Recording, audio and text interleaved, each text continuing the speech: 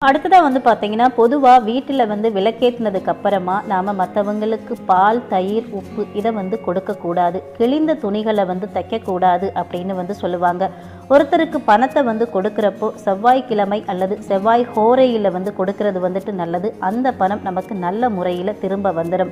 அடுத்ததாக நம்ம வீட்டில் எப்போதுமே நல்ல சொற்களை தான் பேசணும். மற்றவங்களை குறை சொல்கிற மாதிரியோ இல்லை மற்றவங்களுடைய மனதை புண்படுத்துகிற மாதிரியோ நாம் எந்த ஒரு வார்த்தைகளும் பேசக்கூடாது.